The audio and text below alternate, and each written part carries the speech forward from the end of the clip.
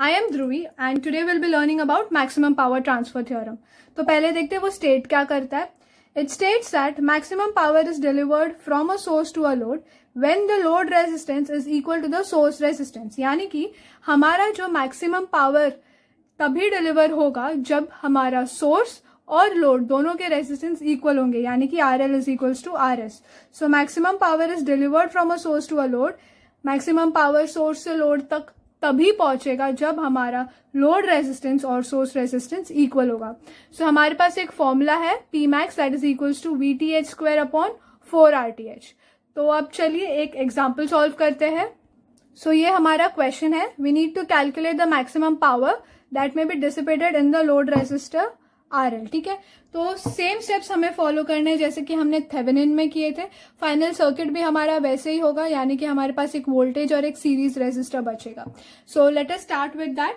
तो थेवेनिन में जैसे कि हमने कंसिडर किया था कि अगर हमारे पास लोड रेजिस्टर है तो हम उसे निग्लेक्ट करेंगे और हमें टर्मिनल बनाना है. तो सिमिलरली मेरे इक्विवेलेंट सर्किट में अब यहाँ पर क्या चेंज हो जाएगा, तो ये निकल जाएगा और ये मेरा टर्मिनल बन जाएगा A और B. ठीक है, तो अब हमें इक्वेशंस लिखने हैं. तो अब हमारे पास यहाँ पर कितने मैश बन रहे हैं? 2. Why? Because there is one this and one this one. So मैं कंसिडर करूँ यहाँ से I1 फ्लो हो रहा है और यहाँ से मेरा I2 करंट फ्लो हो रहा है. तो अब नॉर्मली यहाँ पर जो करंट ऑलरेडी स्पेसिफाइड है उसको इक्वेट करने की कोशिश करेंगे. यहाँ पर हमारा Ix दिया हुआ है, ये तो पूरा अपना ओपन हो गया है, right. So Ix will be equal to I2. So पहले हम वो लिख लेते हैं कि Ix हमारा I2 बन चुका है. ठीक है, एंड मैश 1 से हमें पता चल रहा है कि द वैल्यू ऑफ I1 यानी कि करंट I1 कितना है सेम डायरेक्शन में 10 एम्पियर्स. सो हमें ये दो चीजें मिल गई है. तो अब हम क्या करेंगे, KVL मैश 2 में लगाएंगे बिकॉज 1 में तो ऑलरेडी करंट पता चल गया है. सो KVL टू मैश 2. ठीक है, तो अब KVL इन मैश 2 लगाने पे -4 times I2 minus I1 because I2 consider कर रहे हैं एज माई मेन मैश. ठीक है, प्लस 2 टाइम्स Ix, ये हमारा प्लस 2 Ix और यहाँ पर -6 times I2 current flowing through it, right. 0. अभी Ix हमने कहा कि I2 के बराबर है. सो हम वापस से वो इक्वेशन लिख लेंगे, रिप्लेस करेंगे इसको I2 से. -6 times I2 is equals to 0. So इसका सिंप्लीफाइड इक्वेशन बनेगा 4I1 minus 8I2 is equals to 0. अब इसमें I1 की वैल्यू 10 एम्पियर्स डालने पे the value of I2 that we get is 5 amperes. तो हमें I1 का वैल्यू पता चल गया है, I2 का वैल्यू पता चल गया. अब नेक्स्ट स्टेप हम क्या करते थे कि VTH का इक्वेशन लिखते थे. तो सिमिलरली अभी हम VTH का इक्वेशन लिखेंगे, यानी कि आउटर लूप कंसिडर करेंगे VTH का इक्वेशन लिखने, बिकॉज ये A और B टर्मिनल के अक्रॉस हमारा VTH लगा हुआ है. नाउ स्टार्टिंग फ्रॉम VTH का इक्वेशन यहां से बनेगा. This is just a current element, so ये नहीं. VTH का तुम्हारा ये तुम्हारा मैश है, so that will be 6I2, right, because this is open. So यहाँ पर 6I2 फ्लो हो रहा है, माइनस यहाँ पर तो 0 ही होगा बिकॉज दिस इज ओपन, तो no current flowing through it. -0 minus क्योंकि हम यहाँ पर आ रहे हैं VTH is equals to 0. So I hope you have understood कि हमने ये इक्वेशन कैसे लिखा है. पहले हम सुपर यानी कि आउटर लूप कंसिडर करते थे because there were no current sources in the outer loop, but यहाँ पर करंट सोर्सेज है आउटर लूप में, so we can not write that. So we are just considering this area and यहाँ पर current is 6I2 minus 0 because यहाँ पे कोई current नहीं है, तो 3 times 0 will be 0 minus VTH is equals to 0.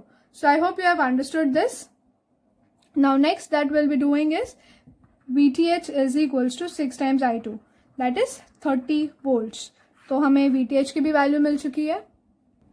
So now अब हम सेकेंड पार्ट करेंगे, यानी कि करंट के लिए हम उसे इक्विवेलेंट रेजिस्टेंस के साथ डिनोट कर लेंगे, यानी कि शॉर्ट सर्किट करंट हम अज्यूम कर रहे हैं कि IN फ्लो हो रहा है. तो अब हमारे पास 3 मैश है, so this will be I1, I2 and I3. So I hope इतना सबको समझ में आया हो.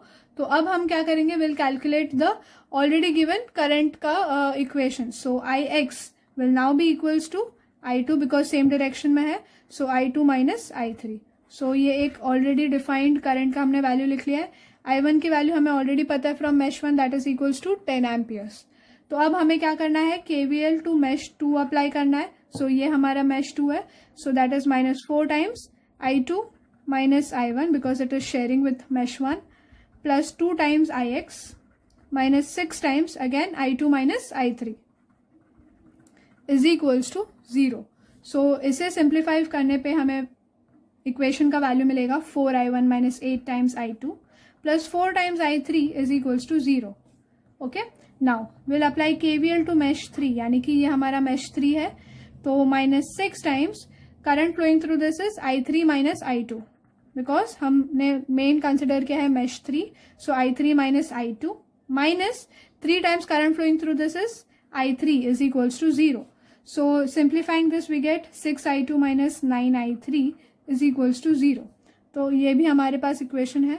So we have 1, 2 and 3 equations with us, right? उसमें हम इसका वैल्यू I1 सब्स्टिट्यूट कर देंगे तो I2 एंड I3 के फॉर्म में हमें वैल्यूज मिल जाएंगे ऑन सब्स्टिट्यूटिंग ऑन कैल्सी. सो जो हमारा फाइनल वैल्यूज मिलेगा I1 तो हमें ऑलरेडी पता है 10 एम्पियर्स, I2 की वैल्यू हमें मिलेगी 7.5 एम्पियर्स और I3 का वैल्यू मिलेगा 5 एम्पियर्स. तो अब हमने कहा था करंट इज IN, यानी कि ये लूप 3 मेश 3 में है, so this is equals to IN. So IN का वैल्यू हमें मिल गया है 5 एम्पियर्स. ठीक है, अब हमें क्या करना है, RTH का वैल्यू ढूंढना है. So we know that RTH is equals to VTH upon IN. VTH का वैल्यू हमें 30 वोल्ट ऑलरेडी मिल चुका है, IN का वैल्यू 5 मिल गया, so that is 6 ohms, right. And now जो हमारा लोड रेजिस्टर है for maximum power transfer we have RL, यानी कि लोड रेजिस्टर जो है is equals to RTH, so that is 6 ohms. Fine.